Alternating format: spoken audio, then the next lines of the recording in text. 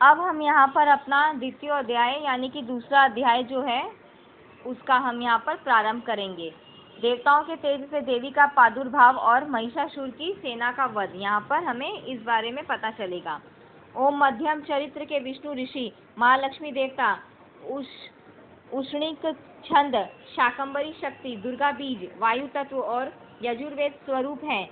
श्री महालक्ष्मी की प्रसन्नता के लिए मध्यम चरित्र के पाठ में इसका विनियोग है। मैं कमल के आसन पर बैठी हूँ, प्रसन्न मुख वाली महिषासुर मर्दिनी भगवती महालक्ष्मी का भजन करता हूँ, जो अपने हाथों में अक्षमाला, फरसा, गदा, बाण, वज्र, पद्म, धनुष, कुंडिका, दंड, शक्ति, खड़ग, ढाल, शंख, घंटा, मधुपात्र, शूल, पाश और चक्र धारण करती है। ऋषि कहते हैं, पूर्व काल में देवताओं और असुरों में पूरे 100 वर्षों तक घोर संग्राम हुआ था। उसमें असुरों का स्वामी महिषासुर था और देवताओं के नायक इंद्र थे। उस युद्ध में देवताओं की सेना महाबली असुरों से परास्त हो गई। संपूर्ण देवताओं को जीतकर महिषासुर इंद्र बन बैठा। तब पराजित देवता प्रजापति ब्रह्मा जी को आगे करके उस स्थान पर गए जहाँ भगवान शंकर और विष्णु विराजमान थे। देवताओं ने महिषासुर के पराक्रम तथा अपनी पराजय का यथावत वृत्तांत उन दोनों देवेश्वरों से विस्तार पूर्वक कह सुनाया। वे बोले, भगवान महिषासुर सूर्य, इंद्र, अग्नि, वायु, चंद्रमा, यम, वरुण तथा अन्य देवताओं के भी अधिकार छीनकर स्वयं ही सबका अधिष्ठाता बना बैठा है। उस दुरात्मा महिष ने समस्त देवताओं को स्वर्ग से निकाल दिया है। अब वे मनुष्यों की भांति पृथ्वी पर विचरते हैं। दैत्यों की यह सारी करतूत हमने आप लोगों से कह सुनाई। अब हम आपकी ही शरण में आए हैं, उसके वध का कोई उपाय सोचिए। इस प्रकार देवताओं के वचन सुनकर भगवान विष्णु और शिव ने दैत्यों पर बड़ा क्रोध किया। उनकी भौहें तन गई और मुंह टेढ़ा हो गया। तब अत्यंत कोप में भरे हुए चक्रपाणी श्री विष्णु के मुख से एक महान तेज प्रकट हुआ। इसी प्रकार ब्रह्मा, शंकर तथा इंद्र आदि अन्य देवताओं के शरीर से भी बड़ा भारी तेज निकला। वह सब मिलकर एक हो गया। महान तेज का वह पुंज जाज्वल्यमान पर्वत सा जान पड़ा। देवताओं ने देखा, वहां उसकी ज्वालाएं संपूर्ण दिशाओं में व्याप्त हो रही थी। संपूर्ण देवताओं के शरीर से प्रकट हुए उस तेज की कहीं तुलना नहीं थी।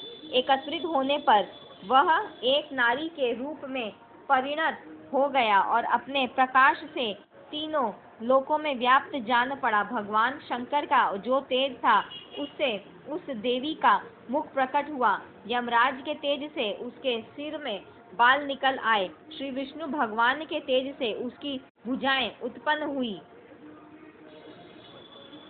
चंद्रमा के तेज से दोनों स्तनों का और इंद्र के तेज से मध्य भाग का प्रादुर्भाव हुआ। वरुण के तेज से जंगा और पिंडली तथा पृथ्वी के तेज से नितम भाग प्रकट हुआ। ब्रह्मा के तेज से दोनों चरण और सूर्य के तेज से उसकी अंगुलियां हुई। वसुओं के तेज से हाथों की अंगुलियां और कुबेर के तेज से नासिका प्रकट हुई। उस देवी के दांत प्रजापति के तेज से और तीनों नेत्र अग्नि के तेज से प्रकट हुए थे। उसकी भौहें संध्या के और कान वायु के तेज से उत्पन्न हुए थे। इसी प्रकार अन्य देवताओं के तेज से भी उस कल्याणमयी देवी का आविर्भाव हुआ। तदनंतर समस्त देवताओं के तेज पुंज से प्रकट हुई देवी को देखकर महिषासुर के सताए हुए देवता बहुत प्रसन्न हुए। पिनाकधारी भगवान शंकर ने अपने शूल से एक शूल निकालकर उन्हें दिया। फिर भगवान विष्णु ने भी अपने चक्र से चक्र उत्पन्न करके भगवती को अर्पण किया। वरुण ने भी शंख भेंट किया। अग्नि ने उन्हें शक्ति दी और वायु ने धनुष तथा बाण से भरे हुए 2 तरकश प्रदान किए। सहस्त्र नेत्रों वाले देवराज इंद्र ने अपने वज्र उत्पन्न करके दिया और ऐरावत हाथी से उतारकर एक घंटा भी प्रदान किया। यमराज ने काल दंड, वरुण ने पाश, प्रजापति ने स्फटिक काक्षी माला तथा ब्रह्मा जी ने कमंडलू भेंट किया। सूर्य ने देवी के समस्त कूपों में अपनी किरणों का तेज भर दिया। काल ने उन्हें चमकती हुई ढाल और तलवार दी। क्षीर समुद्र ने उज्जवल हार तथा कभी जीर्ण न होने वाले 2 दिव्य वस्त्र भेंट किए। साथ ही उन्होंने दिव्य चूड़ामणि, 2 कुंडल, कड़े, उज्जवल अर्धचंद्र, सब बाहु के लिए केयूर, दोनों चरणों के लिए निर्मल नुपुर, गले की सुंदर हंसली और सब अंगुलियों में पहनने के लिए रत्नों की बनी अंगूठियां भी दी। विश्वकर्मा ने उन्हें अत्यंत निर्मल फरसा भेंट किया। साथ ही अनेक प्रकार के अस्त्र और अभेद्य कवच दिए। इनके सिवा मस्तक और वक्ष स्थल पर धारण करने के लिए कभी न कुम्हलाने वाले कमलों की मालाएं दी। जल्दी ने उन्हें सुंदर कमल का फूल भेंट किया। हिमालय ने सवारी के लिए सिंह तथा भांति भांति के रत्न समर्पित किए।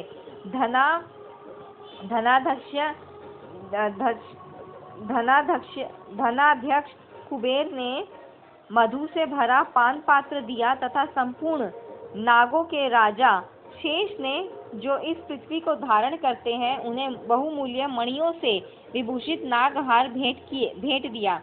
इसी प्रकार अन्य देवताओं ने भी आभूषण और अस्त्र शस्त्र देकर देवी का सम्मान किया। तत्पश्चात उन्होंने बारंबार अट्टहास पूर्वक उच्च स्वर से गर्जना की। उनके भयंकर नाद से संपूर्ण आकाश गूंज उठा। देवी का वह अत्यंत उच्च स्वर से किया हुआ सिंहनाद कहीं समा न सका। आकाश उसके सामने लघु प्रतीत होने लगा। उससे बड़े जोर की प्रतिध्वनि हुई, जिससे संपूर्ण विश्व में हलचल मच गई और समुद्र कांप उठे। पृथ्वी डोलने लगी और समस्त पर्वत हिलने लगे। उस समय देवताओं ने अत्यंत प्रसन्नता के साथ सिंह वाहिनी भवानी से कहा, देवी तुम्हारी जय हो। साथ ही मही ऋषियों ने भक्ति भाव से विनम्र होकर उनका स्तवन किया। संपूर्ण त्रिलोकी को क्षोभग्रस्त देख दैत्यगण अपनी समस्त सेना को कवच आदि से सुसज्जित कर हाथों में हथियार ले सहसा उठकर खड़े हो गए। उस समय महिषासुर ने बड़े क्रोध में आकर कहा, यह क्या हो रहा है? फिर वह संपूर्ण असुरों से घिरकर उस सिंहनाद की ओर लक्ष्य करके दौड़ा और आगे पहुंचकर उसने देवी को देखा, जो अपनी प्रभा से तीनों लोकों को प्रकाशित कर रही थी। उनके चरणों के भार से पृथ्वी दबी जा रही थी। माथे के मुकुट से आकाश में रेखा सी खींच रही थी तथा वह अपने धनुष की टंकार से सातों पातालों को क्षुब्ध किए देती थी। देवी अपनी हजारों भुजाओं से संपूर्ण दिशाओं को आच्छादित करके खड़ी थी। तदनंतर उनके साथ दैत्यों का युद्ध छिड़ गया। नाना प्रकार के अस्त्र शस्त्रों के प्रहार से संपूर्ण दिशाएं उद्भासित होने लगी। चिक्षुर नामक महान असुर महिषासुर का सेना नायक था। वह देवी के साथ युद्ध करने लगा। अन्य दैत्यों की चतुरंगिणी सेना साथ लेकर चामर भी लड़ने लगा। 60,000 रथियों के साथ आकर उदग्र नामक महादैत्य ने लोहा लिया। 1 करोड़ रथियों को साथ लेकर महाहनु नामक दैत्य युद्ध करने लगा, जिसके रोए तलवार के समान तीखे थे। वह असीलोमा नाम का महादैत्य 5 करोड़ रथी सैनिकों सहित युद्ध में आ डटा। 60 लाख रथियों से घिरा हुआ बाष्यकल नामक दैत्य भी उस युद्ध भूमि में लड़ने लगा। परिवारित नामक राक्षस हाथी सवार और घुड़सवारों के अनेक दलों तथा 1 करोड़ रथियों की सेना लेकर युद्ध करने लगा। बिड़ाल नामक दैत्य 5 अरब रथियों से घिरकर लोहा लेने लगा। इनके अतिरिक्त और भी हजारों महादैत्य रथ, हाथी और घोड़ों की सेना साथ लेकर वहां देवी के साथ युद्ध करने लगे। स्वयं महिषासुर उस रणभूमि में कोटि-कोटि सहस्त्र रथ, हाथी और घोड़ों की सेना से घिरा हुआ खड़ा था। वह दैत्य देवी के साथ तोमर, भिंडीपाल, शक्ति, मूसल, खड़ग, परशु और पटिश आदि अस्त्र शस्त्रों का प्रहार करते हुए युद्ध कर रहे थे। कुछ दैत्यों ने उन पर शक्ति का प्रहार किया, कुछ लोगों ने पाश फेंके तथा कुछ दूसरे दैत्यों ने खड़ग प्रहार करके देवी को मार डालने का उद्योग किया। देवी ने भी क्रोध में भरकर खेल खेल में ही अपने अस्त्र शस्त्रों की वर्षा करके दैत्यों के वह समस्त अस्त्र शस्त्र काट डाले। उनके मुख पर परिश्रम या थकावट का रंज मात्र भी चिन्ह नहीं था। देवता और ऋषि उनकी स्तुति करते थे और वह भगवती परमेश्वरी दैत्यों के शरीरों पर अस्त्र शस्त्रों की वर्षा करती रही। देवी का वाहन सिंह भी क्रोध में भरकर गर्दन के बालों को हिलाता हुआ असुरों की सेना में इस प्रकार विचरने लगा मानो वनों में दावानल फैल रहा हो। रणभूमि में दैत्यों के साथ युद्ध करती हुई अंबिका देवी ने जितने निश्वास छोड़े वह सभी तत्काल सैकड़ों हजारों गणों के रूप में प्रकट हो गए और परशु, भिंडीपाल, खड़ग तथा पटीश आदि अस्त्रों द्वारा असुरों का सामना करने लगे। देवी की शक्ति से बड़े हुए वे गण असुरों का नाश करते हुए नगाड़ा और शंख आदि बाजे बजाने लगे। उस संग्राम महोत्सव में कितने ही गण मृदंग बजा रहे थे। तदनंतर देवी ने त्रिशूल से, गदा से, शक्ति की वर्षा से और खड़ग आदि से सैकड़ों महादैत्यों का संहार कर डाला। कितनों को घंटे के भयंकर नाद से मूर्छित करके मार गिराया। बहुतेरे दैत्यों को पाश से बांधकर धरती पर घसीटा। कितने ही दैत्य उनकी तीखी तलवार की मार से दो दो टुकड़े हो गए। कितने ही गदा की चोट से घायल हो धरती पर सो गए। कितने ही मूसल की मार से अत्यंत आहत होकर रक्त वमन करने लगे। कुछ दैत्य शूल से छाती फट जाने के कारण पृथ्वी पर ढेर हो गए। उस रणांगण में बाण समूहों की वृष्टि से कितने ही असुरों की कमर टूट गई। बाज की तरह झपटने वाले देव पिंडक दैत्यगण अपने प्राणों से हाथ धोने लगे। किन्हीं की बाहें छिन्न भिन्न हो गई। कितनों की गर्दन कट गई। कितने ही दैत्यों के मस्तक कट कट कर गिरने लगे। कुछ लोगों के शरीर मध्य भाग में ही विदीर्ण हो गए। कितने ही महादैत्य जांघें कट जाने से पृथ्वी पर गिर पड़े। कितनों को ही देवी ने एक बाह, एक पैर और एक नेत्र वाले करके दो टुकड़ों में चीर डाला। कितने ही दैत्य मस्तक कट जाने पर भी गिरकर फिर उठ जाते और केवल धड़के ही रूप में अच्छे हथियार हाथ में ले देवी के साथ युद्ध करने लगते थे। दूसरे कबंध युद्ध के बाजों की लय पर नाचते थे। कितने ही बिना सिर के धड़ हाथों में खड़ग, शक्ति और वृष्टि लिए दौड़ते थे तथा दूसरे महादैत्य ठहरो ये कहते हुए देवी को युद्ध के लिए ललकारते थे।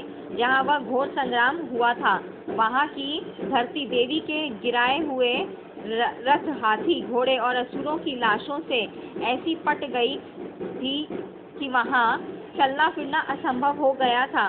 दैत्यों की सेना में हाथी, घोड़े और असुरों के शरीरों से इतनी अधिक मात्रा में रक्तपात हुआ था कि थोड़ी ही देर में वहाँ खून की बड़ी बड़ी नदियाँ बहने लगी। जगदम्बा ने असुरों की विशाल सेना को क्षण भर में नष्ट कर दिया। ठीक उसी तरह जैसे तृण और काठ के भारी ढेर को आग कुछ भी क्षणों में भस्म कर देती है। और वह सिंह भी गर्दन के बालों को हिलाकर जोर जोर से गर्जना करता हुआ दैत्यों के शरीरों से मानो उनके प्राण चूने लेता था। वहाँ देवी के गणों ने भी उन महादैत्यों के साथ ऐसा युद्ध किया जिससे आकाश में खड़े हुए देवता गण उन पर बहुत संतुष्ट हुए और फूल बरसाने लगे। इस प्रकार श्री मार्कंडेय पुराण में सार्वणिक मनवंतर की कथा के अंतर्गत देवी महामात्य में महिषासुर की सेना का वध नामक दूसरा अध्याय पूरा हुआ। दोस्तों, यहाँ हमने दूसरा अध्याय दुर्गा सप्तशती का संपूर्ण किया है।